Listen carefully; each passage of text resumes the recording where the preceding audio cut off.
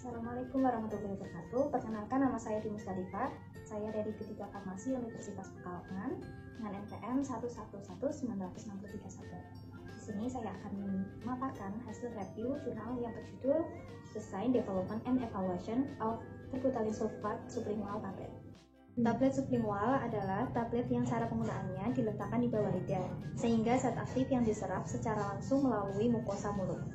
Adapun tujuan dalam penelitian ini adalah untuk meninjau pemberian obat sublingual dengan membahas struktur dan lingkungan mukosa mulut dan metode eksperimental yang digunakan dalam menilai permeasi atau absorpsi obat sublingual. Alasan dilakukannya penelitian ini yaitu untuk mengetahui formulasi yang baik sebagai pengobatan darurat asma dengan menggunakan metode serta bahan tambahan yang sesuai. Adapun bahan-bahan yang digunakan pada formulasi jurnal yaitu terbutalin sulfat sebagai zat aktif yang khasiatnya untuk pengobatan asma. Kemudian ada mannitol sebagai pengisi, mikrokristalin selulosa atau MCC sebagai pengisi, laktosa monohidrat sebagai pengisi, pati jagung sebagai pengisi, kemudian ada prospovidon sebagai super disintegran, sodium lauret sulfat atau SLS sebagai peningkat permeabilitas, kemudian ada magnesium stearat sebagai pelicin, talc sebagai pelicin, aerosil sebagai adsorban, kemudian ada aspartam sebagai pemanis. Kemudian bahan-bahan tersebut diformulasikan menjadi 9 formulasi dan formulasinya dapat dilihat pada tabel. Kemudian dilakukan pengujian kurva standar kalibrasi terbutalin sulfat. Dilakukan dengan cara terbutalin sulfat 100 mg dilarutkan dalam 100 ml buffer fosfat pH 6,8. Dari larutan stok, 10 ml selanjutnya diencerkan menjadi 100 ml dengan buffer fosfat pH 6,8. Kemudian dari larutan ini, aliquot 1-10 ml dikeluarkan dan dibuat menjadi 10 ml dengan fosfat pH 6,8. Absorbansi larutan di atas diukur pada 286 nanometer dengan spektrofotometer ultraviolet.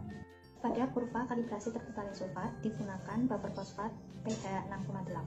Alasannya karena pada saliva pH normal berkisar 6,8 sampai 7,2 menurut Roth and Kalmus 1981, sehingga buffer fosfat pH 6,8 merupakan media yang cocok untuk dijadikan pada proses pengujian.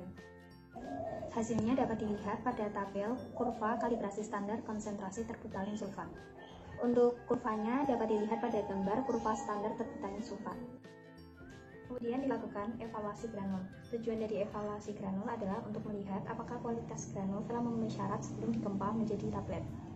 Hasil dari evaluasi granul dapat dilihat pada tabel. Uji sudut istirahat atau sudut diam. Hasil pada tabel menunjukkan sifat aliran bebas yang adil dari butiran. Nilai-nilai ini ternyata memuaskan untuk memberikan aliran butiran yang baik. Uji rasio Hausner. Rasio Hausner merupakan salah satu metode dalam menetapkan sifat alir serbuk atau granul dengan cara mengukur tape density dan bulk density. Hasil pada tabel menunjukkan bahwa butiran memiliki kemampuan alir dan kompresibilitas yang baik. Kerapatan atau densitas terbagi menjadi kerapatan curah atau bulk density dan kerapatan lipat atau tape density. Nilai bulk density menunjukkan sifat alir suatu granul, di mana semakin besar bulk density, maka semakin besar laju air. Sementara nilai tape density berpengaruh terhadap nilai kompresibilitas, di mana semakin mampat granul, maka semakin baik nilai kompresibilitas dari granul. Pada tabel menunjukkan hasil bahwa butiran memiliki kompresibilitas yang baik, jadi campuran butiran ditemukan dalam spesifikasi. Kemudian dilakukan evaluasi tablet. Tujuannya yaitu untuk mengetahui apakah tablet sudah memenuhi syarat dan kualitas yang baik. Tabel dari hasil evaluasi tablet terbutalin sulfat dapat dilihat sebagai berikut. Evaluasi tablet. Yang pertama yaitu ketebalan tablet. Hasil ketebalan tablet pada tabel menunjukkan bahwa dye-fill seragam dan gaya tekan konstan. Kekerasan. Hasil pada tabel menunjukkan bahwa tablet memiliki kekuatan mekanik yang baik. Uji kekerasan ini digunakan sebagai parameter yang menunjukkan kekuatan tablet dari goncangan mekanik. Kerapuhan. Hasil pada tabel berada dalam batas yang dapat diterima, mengandung arti kekompakan yang baik dan kekuatan dari setiap formulasi. Syarat untuk kerapuhan tablet yaitu kurang dari 1%.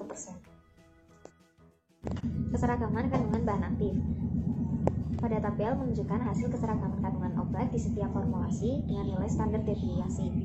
Nilai ini ditentukan memuaskan, yang menjamin keseragaman dosis dan memenuhi persyaratan USP, di mana penyimpangan kurang lebih 10% dapat diterima. Waktu hancur. Pada tabel menunjukkan hasil waktu hancur setiap formulasi. Prospovidon 5% dari total berat tablet, menghasilkan disintegrasi yang cepat. Nilai-nilai ini menunjukkan bahwa tablet hancur dengan cepat. Tablet sublingual memenuhi kriteria waktu hancur yaitu kurang dari 2 menit atau kurang dari 120 detik. Waiting time. Waktu pembasahan dihitung dalam rangkap 3. Pada tabel menunjukkan hasil waktu pembasahan dan penyerapan air dari masing-masing formulasi sesuai atau sempurna. Syarat dari waiting time yaitu kurang dari 2 menit. Kemudian ada persentase permeabilitas obat. Hasil persentase permeabilitas obat Formula 1 dan Formula 4 memiliki sublingual yang baik permeabilitas mukosa masing-masing yaitu 93,51% dan 98,25%. Sedangkan untuk formula selain Formula 4 dan Formula 1 juga menunjukkan permeabilitas yang baik, tetapi tidak menghasilkan permeabilitas obat ke tingkat yang diinginkan, sehingga Formula 1 dan Formula 4 dipilih sebagai formulasi akhir. In vitro studi disolusi menunjukkan bahwa Formula 1 96,95% pelepasan obat dalam 1 menit dan Formula 4 memberikan 90,31% pelepasan obat dalam 1 menit. Formulasi selain Formula 1 dan Formula 4 menghasilkan kurang dari 90% pelepasan obat dalam 1 menit, sehingga Formula 1 dan Formula 4 dipilih sebagai formulasi akhir. Kemudian gambar kurva in vitro profil Formula 1 sampai Formula 9. Pengujian stabilitas yang dipercepat. Studi stabilitas tablet formulasi dilakukan pada suhu kamar dengan kelembapan relatif 75% selama 1 bulan. Tabel dari hasil pengujian stabilitas yang dipercepat dapat dilihat sebagai berikut. Formula 1 menghasilkan 93,51% permeabilitas mukosa dalam 5 menit, hancur dalam 20 detik, dan 96,95% pelepasan obat dalam 1 menit. Formula 4 menghasilkan 98,25% permeabilitas mukosa dalam 5 menit, hancur dalam 13 detik, dan 90,31% pelepasan obat dalam 1 menit. Formulasi yang dipasarkan yaitu B1 menghasilkan 15% mukosa permeabilitas setelah 1 menit, dan 100% rilis dalam 3 menit. B2 menghasilkan permeabilitas mukosa 10% dalam 5 menit, dan 100% obat rilis dalam 5 menit. Hasil menunjukkan bahwa obat tersebut permeabilitas dan in vitro profil pelarutan Formula 1 dan Formula 4 ditemukan sebanding dengan produk yang dipasarkan, dan terlihat bahwa Formula 1 dan Formula 4 lebih baik untuk administrasi sublingual daripada B1 dan B2. Kesimpulannya, bahwa tablet sublingual terbutalin sulfat dapat diformulasikan untuk absorpsi sublingual obat dalam pengobatan darurat asma dengan Formula 1 yaitu kombinasi manitol dan mikrokristalin selulosa masing-masing 75% dan 25%, atau Formula 4 yaitu kombinasi dari laktosa monohidrat dan mikrokristalin selulosa masing-masing 75% dan 25% sebagai pengisi, dan kemudian Prospovidon sebagai super disintegran. Metode yang digunakan yaitu metode dispersi obat kompresi langsung, dan SLS sebagai peningkat permeabilitas yang meningkatkan permeabilitas obat secara sublingual. Sekian yang dapat saya sampaikan mengenai tablet sublingual terbutalin sulfat, kurang lebihnya mohon maaf. Wassalamualaikum.